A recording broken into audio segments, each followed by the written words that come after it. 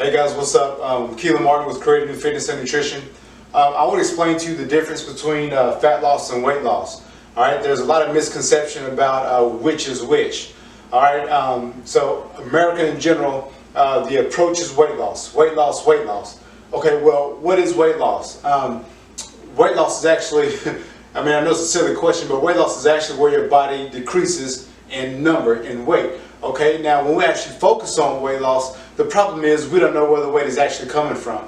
Okay, so when you're referring to weight loss, how do you know it's what? And what I mean by that is you can lose weight in one of three areas, okay? You can drop body water, okay? You can actually drop body fat, and you can actually lose muscle. Okay? So what that looks like is, if you've ever seen someone that's on Weight Watchers, Jenny Craig, and say they started a new diet plan or whatever, and let's say a month goes by, and all of a sudden they're real dry in the face, they're real dry looking, they just look really, really deflated. You know, their skin's hanging. You know, they just look like they're going through a miserable time doing this diet, all to the extent of weight loss. Well, the reason why that happens and why they look unhealthy when they lose so much weight so fast is because, you know, they're losing weight, but the problem is they don't know which area that they're actually losing weight in. The biggest one they're actually losing it in is muscle. You know, when you're not really looking at what you're eating, and you're not looking at your protein, fat, and carbohydrates, and you're not really paying attention to your macros, it's very, very possible that you're going to be losing a lot of muscle in a very short amount of time. So it's very detrimental to your health, because actually having healthy, lean muscle plays so many vital parts in your health in general. So that's the reason that they are looking so dry and so you know, and so skinny-ish, you know, when they're actually dropping that much body weight so fast. So there's a big difference between weight loss and fat loss, okay? So when you're actually talking about fat loss, the key thing is to actually retain as much muscle as possible. Okay, so the way you eat, the way you train is centered around holding on to your healthy, lean muscle. Okay, that's the only way that fat loss is really, that's the only way that it happens. Anytime you see a supplement or a specific workout program or anything like that, that just says it will help you, you know, lose body fat. Now, it may play some role, a small role, really, but how do you know what kind of body fat you're losing? A lot of us focus on the epidermal fat that lies between the muscle and the skin. Okay, that's just only one type of fat. All right, so the biggest body fat that we're trying to eliminate here is if you see someone that has a really big midsection, you know, and sometimes they're not the only ones that have this, but what happens is sometimes our organs accumulate a lot of body fat, you know, so which is where, like, our cell, you know, of our body, you know, it absorbs so much nutrients, you know, whether it be from water, whether it be from you know, healthy fats, whether it be from protein.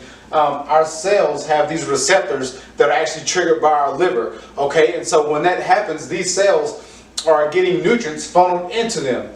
Well, it can only take in so much, guys. So what happens is when you have an overflow of that stuff going in, it doesn't matter if it's good food or bad food. Okay, there is a blockage that happens. There's a cutoff point, okay, to how much the cell can actually take in. So what happens is when that cell hits a cutoff point, you start to accumulate fat on the outer layer of the cell.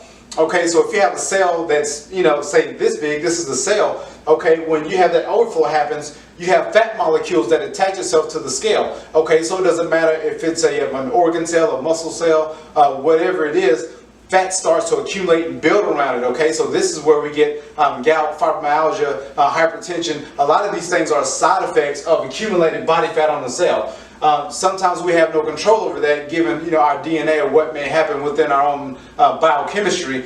But for the most part, when we're talking about an unhealthy person, a lot of it's due to just terrible eating, bad eating. And what happens is, if I were to sit on my couch all day and shove food in constantly, then what happens, my muscles would atrophy and my body wouldn't really function as optimal as I want it to. That's the same thing that happens to your cells, guys. So when you actually starting to funnel in too much food, these cells accumulate body fat and their function slows down, okay? And this is where all this weight gain is coming from, okay? That's how we actually put on weight.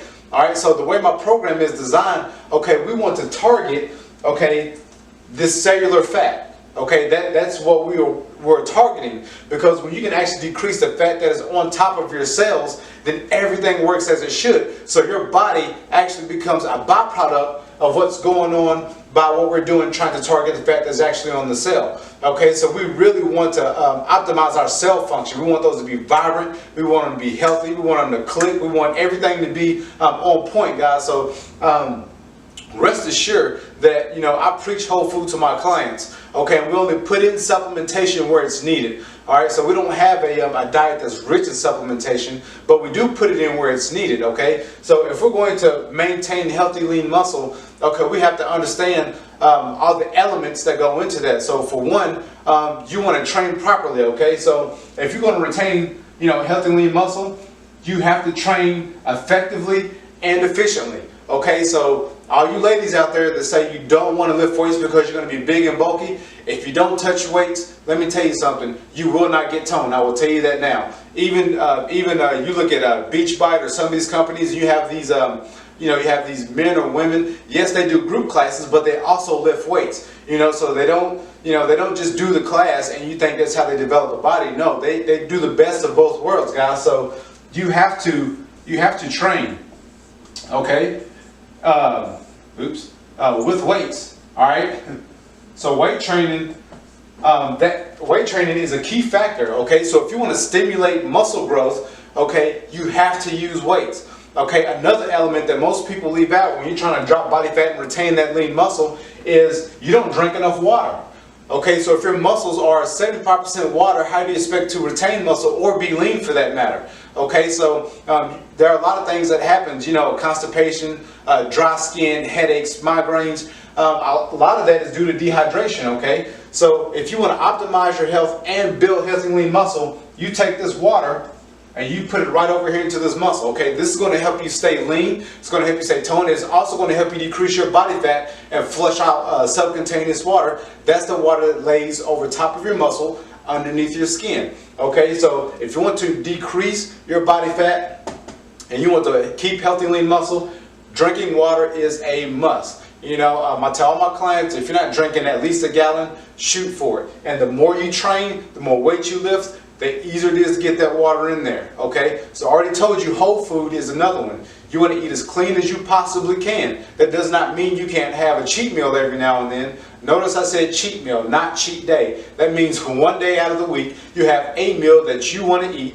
and for that meal only. I never tell my clients that they can't have a cheat meal, okay? You ask any one of them, they have a meal that they prefer that I allow them to eat once a week, okay? Now, we don't do cheat days because you will literally set yourself up for failure, okay? So if you can't handle a cheat meal, I just recommend you don't touch one. But if you think a cheat day will keep you on track, have that cheat day, but the other, the rest of the day and the rest of the week, you make sure you stay on point, drinking your water, weight training, okay, and then you want to eat your whole foods, all right? So that is a must. Now, another thing is, if you want to decrease your body fat, you have to also implement cardio, okay? Now, a lot of my clients, they know that as well. Okay, so cardiovascular training, that's very important. Okay, now there are certain guidelines that I give my clients in which you have to sign up in order for me to give you those, but there are certain guidelines, that I ask them to do for cardio. Okay, so that is also going to help speed up that metabolism, okay, and keep that fat burning. Now, we don't just do cardio, okay, now depending on the size and the athletic ability of my client will determine what type of cardio I have them do. Okay, so if they're 400 pounds, 450 pounds, I'm not going to ask them to run sprints, okay, but I will push them to their limit, okay. And so with this cardio, I will give you this tip, okay. We want you to hit your MHR, your max heart rate, okay. That is a given, okay, because you're only going to burn calories for the session that you're training, okay, if you're not doing trying to hit your max heart rate. All right, so This max heart rate will actually put you in a system called EPOC, okay, excess post-oxygen consumption. Okay, that is where it forces your body to try to recover itself by searching for oxygen.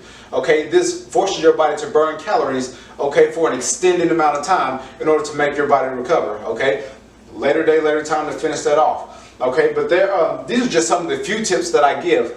Okay, when it comes to actually reducing body fat, there's some other elements that I put in there. There are some all natural antioxidant supplements that I put in there to help decrease body fat. But for the most part, these are just the basics, guys. You also want to incorporate sleep.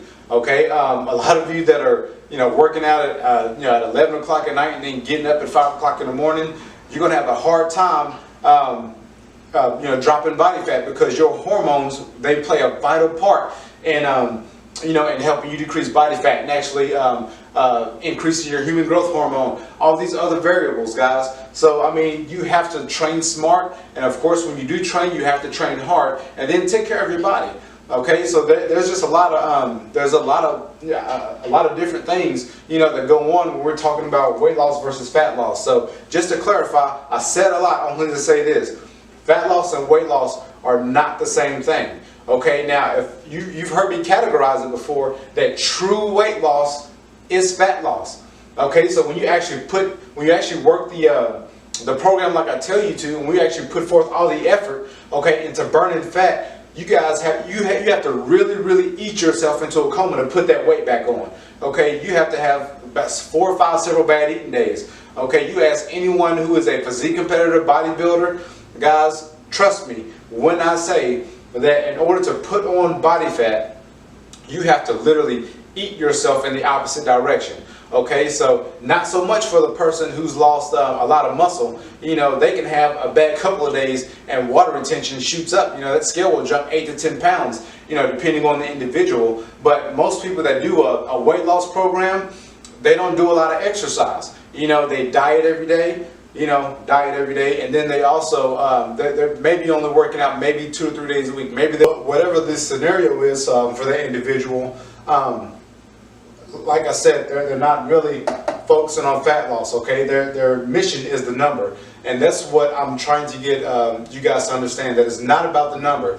It's about the effort and the dedication that you actually put into focusing on the true goal at hand, which is fat loss. Okay, so again, Keelan Martin with Creating Fitness and Nutrition. I thank you guys for tuning in.